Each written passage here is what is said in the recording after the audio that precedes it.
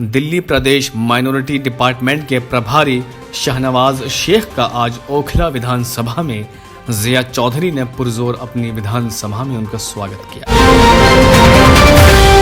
Minority के intellectual लोगों के साथ उनकी मीटिंग कराई गई और कांग्रेस पार्टी को मजबूत करने के लिए ये मीटिंग रखी गई।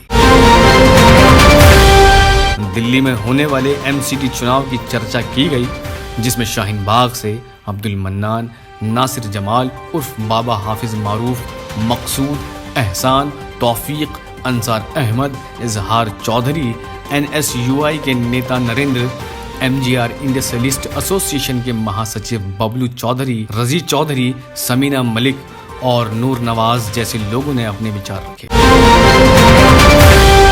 और उनके हिसाब से मुल्क में काले अंग्रेजों की सरकार को खत्म करने का आह्वान लिया गया।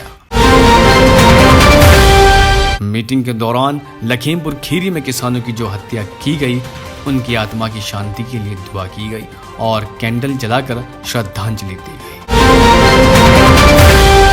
उसको प्रोपगेट कर सकते हैं, उसका प्रचार कर सकते हैं, उसको पूरी तरह से मान सकते हैं, फॉलो कर सकते हैं, कोई उसमें पाबंदी नहीं, कुछ। और दूसरा, वोट का अधिकार। नेहरू ने कहा कि मेरे देश में कोई सेकंड सिटीजन नहीं रहेगा। तो ये दो सबसे बड़ी वजह। आप सोच लीजिए कि जो मत का अधिकार हमारा है, अगर वो ना होता तो क्या हालत होती।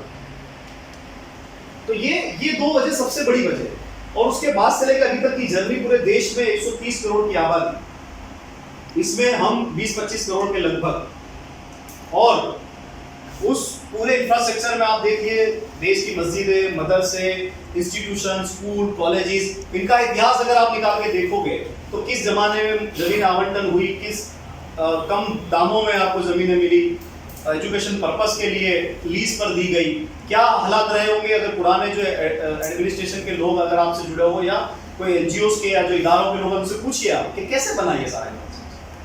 तो ये सारी जर्नी रही जो कांग्रेस ने भारत निर्माण में लगाई, भारत को बनाया। इवन कोविड में आप देख लीजिए, जो अस्पताल और जो इंफ्रास्ट्रक्चर काम आया, वो कांग्रेस ने बनाया हुआ था। अच्छा, दिल्ली की अगर दिल्ली के पर्सपेक्टिव की हम बात करें तो दिल्ली में लोगों को लगा कि भाई बीजेपी को कौन हरा रहा, लगने लगा कि बीजेपी को केजरीवाल हरा रहा है, इसलिए मुसलमान इस तरफ आ गए। तो हाँ, एक उम्मीद भी थी कि चलो नई बात कर रहा है, नए आइडियाज, एक लोगों ने उम्मीद लगाई और दिया उनको वोट।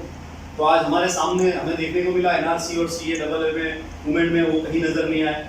मरकज के ताले की बात हो, उसकी बात हो, या फिर आपके दंगे की बात हो, बहुत सारे मुद्दों पर उनको हमें जरूरत थी समाज को, चीफ मिनिस्टर हमारा स्टैंड है, लेकिन वो नजर नहीं। तो कुल मिला के उन्होंने उस जमाने में बहुत प्रयास किया कि वो कांग्रेस से जुड़ जाए, लेकिन कांग्रेस ने उनको नहीं शामिल किया, क्योंकि बैकग्राउंड उनका आरएसएस का था, इस वजह से। तो 2-3 बातें हमारे दिमाग में बिल्कुल स्पष्ट होनी चाहिए कि हिंदू जो है वो मुसलमान के खिलाफ नहीं। ईमानदारी से इस बात को आपको तस्लीम करना पड़ेगा। हिंदू जो है वो मुसलमान के खिलाफ नहीं है। मुसलमान के खिलाफ कौन है?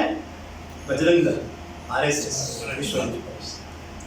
ये चीजों, दोनों चीजों को आपको अलग करना पड़ेगा। एक मिनट के लिए सोच लीजिए कि हिंदू अगर ईमानदारी से आपके खिलाफ है, आपका दुश्मन है, आप देख लीजिए एडमिनिस्ट्रेशन में, आपकी स्कूलें देख लीजिए, कॉलेजेस देख लीजिए, जुडिशरी देख लीजिए, सारा सिस्टम जो है, सरकार का सिस्टम चल रहा है, वो कौन चला रहा है? वहां पे कौन है? किस कम्युनिटी के लोग? तो ये बात को आपको ईमानदारी से तस्लीम करना पड़ेगा कि हिंदू जो है वो मुसलमान के खिलाफ नहीं है। राजनीतिक प्रोपेगेंडा के तहत जो बजरंग दल और वीएचपी और आरएसएस के द्वारा किया जाता है, वो प्रोपेगेंडा पॉलिटिकल प्रोपेगेंडा है। ज्यादातर जो हिंदू कम्युनिटी के लोग हैं वो सेक्युलर हैं और वो हमारे खिलाफ नहीं है। ये आपको पूरी तरह से ईमानदारी से मानना पड़ेगा।